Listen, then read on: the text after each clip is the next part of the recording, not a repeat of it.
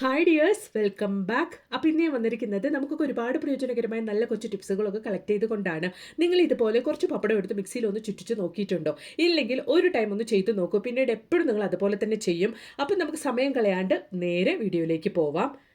അപ്പോൾ നമുക്ക് നമ്മുടെ ആദ്യത്തെ ടിപ്പ് ഒന്ന് കണ്ടു നോക്കാം കേട്ടോ. അപ്പോൾ ഞാൻ കുറച്ച് ലെമൺ യൂസ് ഒക്കെ കഴിഞ്ഞതിന് ശേഷം ആ ലെമണിൻ്റെ തൊണ്ട് ഞാൻ ഇതുപോലെ ഫ്രീസറിൽ സൂക്ഷിച്ച് വെച്ചായിരുന്നു. അത് ഞാൻ എടുത്ത് നന്നായിട്ട് കുറച്ച് നേരം പുറത്ത് വെച്ചതിന് ശേഷം എടുത്ത് വെച്ചിരിക്കുകയാണ്.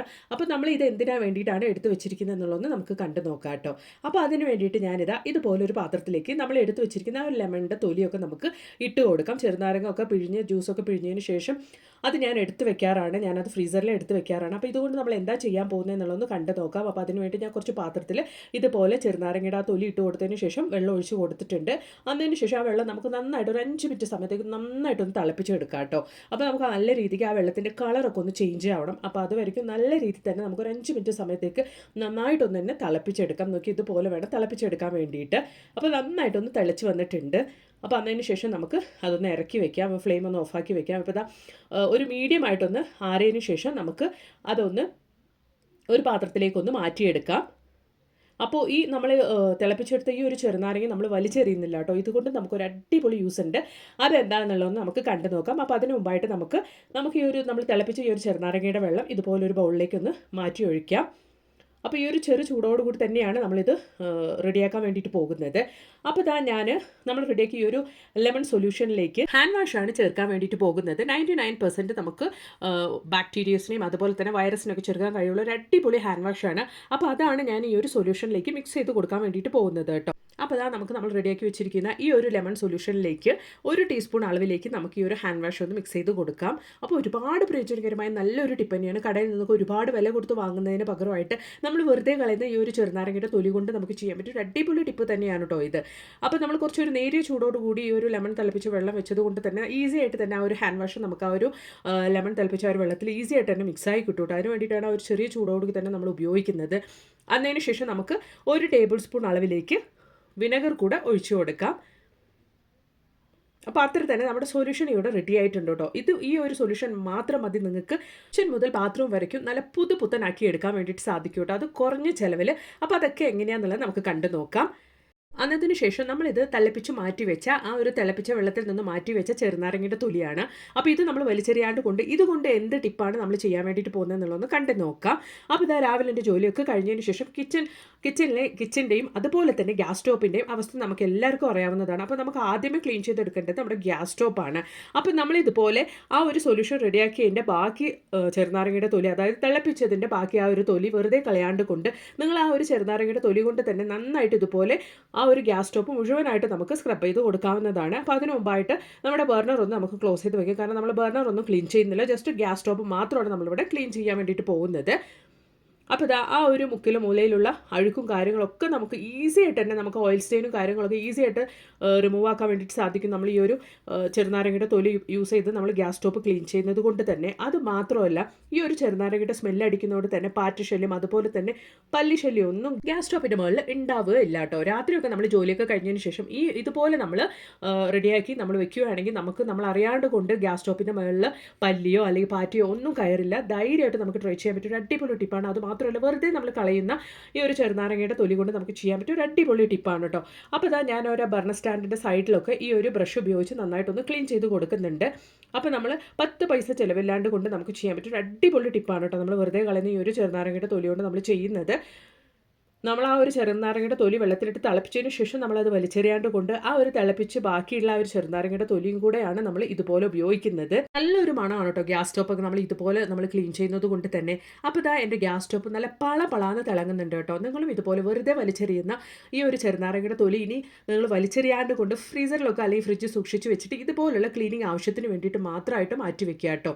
നല്ല അടിപൊളിയായിട്ട് തിളങ്ങും നമ്മുടെ കിച്ചണൊക്കെ. നല്ലൊരു മണമായിരിക്കും. ട്രൈ ചെയ്ത് നോക്കുക കേട്ടോ.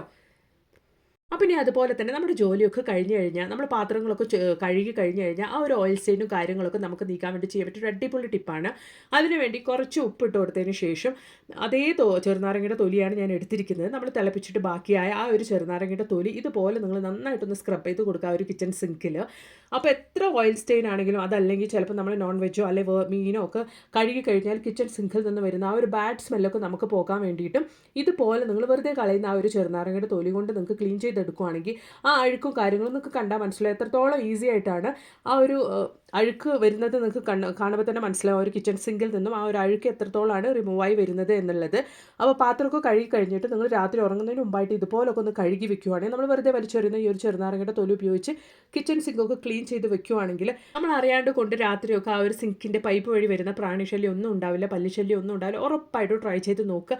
നല്ലൊരു സ്മെല്ലായിരിക്കും കിച്ചൺ സിങ്കിൽ നിന്ന് വരുന്നത്. അപ്പോൾ ഉറപ്പായിട്ട് ട്രൈ ചെയ്ത് നോക്കുക. അപ്പോൾ ഞാൻ നന്നായിട്ടൊന്ന് ക്ലീൻ ചെയ്ത് എടുത്തിട്ടുണ്ട്. നിങ്ങൾക്കിപ്പോൾ കാണുമ്പോൾ തന്നെ മനസ്സിലാവും നന്നായിട്ട് എൻ്റെ കിച്ചൺ സിങ്ക് ക്ലീൻ ആയിട്ടുണ്ട്. ഉറപ്പായിട്ടും നിങ്ങൾ ട്രൈ ചെയ്ത് നോക്കുക കേട്ടോ. 10 പൈസ ചിലവില്ലാണ്ട് നമുക്ക് ചെയ്യാൻ പറ്റും നല്ലൊരു ക്ലീനിങ് ടിപ്പാണ്. ഉറപ്പായിട്ട് ട്രൈ ചെയ്ത് നോക്കുക. നല്ലൊരു സ്മെല്ലും കൂടെ ഉണ്ടാവും കേട്ടോ. ട്രൈ ചെയ്ത് നോക്കുക. അപ്പോൾ ഇനി നമുക്ക് നമ്മുടെ അടുത്ത ടിപ്പ് ഒന്ന് കണ്ടു നോക്കാം. ടിപ്പല്ല, ഒരു അടിപൊളി റെസിപ്പിയാണ് കേട്ടോ. നിങ്ങൾ ഇതുവരെ ചെയ്ത് നോക്കിയിട്ടുണ്ടോ എന്ന് അറിയില്ല. ഞാൻ ആദ്യമായിട്ടാണ് ചെയ്തിട്ട് എനിക്ക് ഒരുപാട് ഇഷ്ടപ്പെട്ട ഒരു കാര്യമാണ്. അപ്പോൾ അതിന് വേണ്ടിയിട്ട് ഒരു 1/4 ടീസ്പൂൺ അളവിലേക്ക് കോക്കനട്ട് ഓയിൽ ഒഴിച്ചു കൊടുത്ത് ഒരു 1/2 ടീസ്പൂൺ അളവിലേക്ക് ഉഴുന്നിട്ട് കൊടുത്ത് അത് നന്നായിട്ടൊന്ന് ഇതുപോലെ വഴറ്റിയെടുത്തതിന് ശേഷം അതിലേക്ക് ഞാൻ വെളുത്തുള്ളിയാണ് ഇട്ട് കൊടുത്തിരിക്കുന്നത്. നല്ല വലിയ വെളുത്തുള്ളി ആയതുകൊണ്ട് മുറിച്ചിട്ടാണ് ഇട്ട് കൊടുത്തിരിക്കുന്നത്. അതിന് ശേഷം ഞാനൊരു 3 വറ്റൽമുളക് ഇട്ട് കൊടുത്തിട്ടുണ്ട്. അത് നമുക്ക് നന്നായിട്ട് ആ ഒരു എണ്ണയിൽ ഇതുപോലെ നന്നായിട്ടൊന്ന് വഴറ്റിയെടുക്കാം. അതിന് ശേഷം ഞാനൊരു വലിയ സവാള ഇതുപോലെ ഒന്ന് കട്ട് ചെയ്തെടുത്തിട്ടുണ്ട്.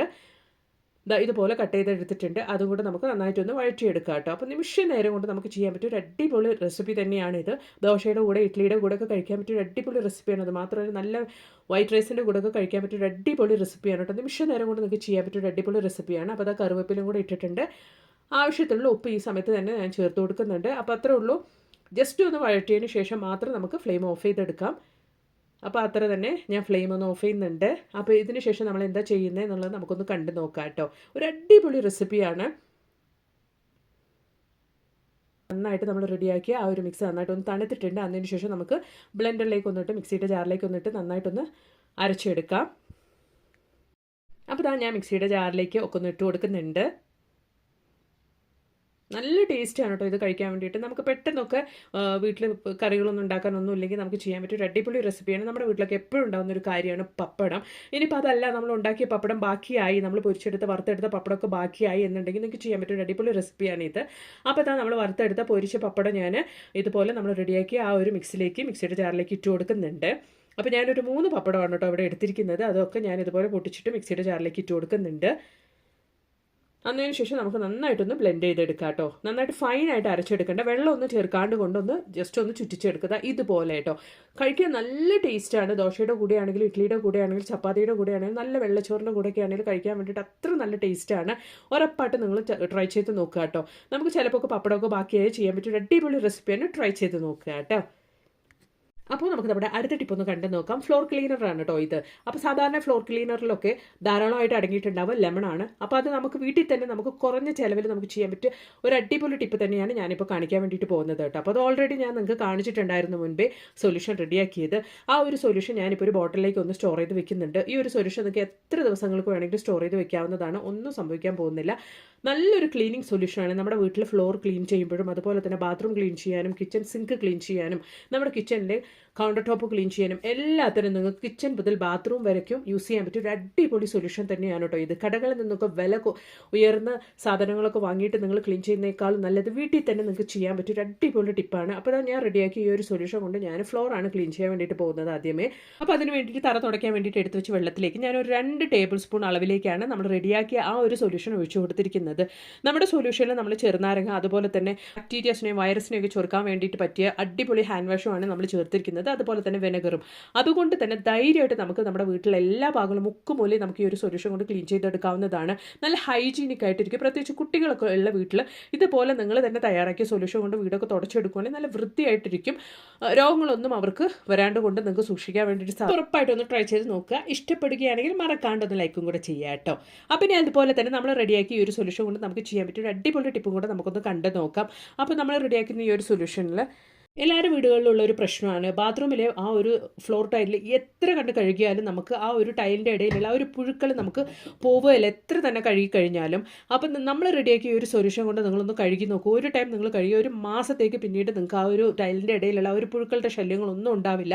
ഞാനപ്പോൾ ഇത് ചെയ്യുന്നൊരു വീഡിയോ എടുത്ത് വെച്ചിട്ടുണ്ടായിരുന്നു. മെമ്മറി പ്രോബ്ലം കാരണം ആ ഒരു വീഡിയോ മിസ്സായിട്ടുണ്ട്. അപ്പോൾ ഉറപ്പായിട്ടും നിങ്ങളും ഒന്ന് ട്രൈ ചെയ്ത് നോക്കുക ഇതുപോലൊക്കെ.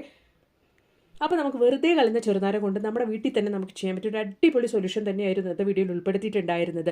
നമ്മുടെ കിച്ചൺ മുതൽ ബാത്റൂം വരെ നമുക്ക് ബാക്ടീരിയയും അതുപോലെ തന്നെ വൈറസ് ഒന്നും ഇല്ലാണ്ട് കൊണ്ട് ഹൈജീനിക്കായിട്ട് ചെയ്യാൻ പറ്റിയ ഹൈജീനിക്കായിട്ട് നമുക്ക് മെയിൻറ്റെയിൻ ചെയ്യാൻ പറ്റിയ ഒരു അടിപൊളി സൊല്യൂഷൻ ആയിരുന്നു. ഉറപ്പായിട്ടും നിങ്ങളും ഇതുപോലെ വീട്ടിലൊന്ന് തയ്യാറാക്കി നോക്കുക. ഈ ഒരു വീഡിയോ നിങ്ങൾക്ക് പ്രയോജനകരമായി തോന്നുകയാണെങ്കിൽ മറക്കാണ്ട് ഒന്ന് ലൈക്കും കൂടെ ചെയ്ത് സപ്പോർട്ട് ചെയ്യുക. നിങ്ങളുടെ ഫ്രണ്ട്സ് ആൻഡ് ഫാമിലി കൂടെ ഒന്ന് ഷെയർ ചെയ്ത് കൊടുക്കുക കേട്ടോ.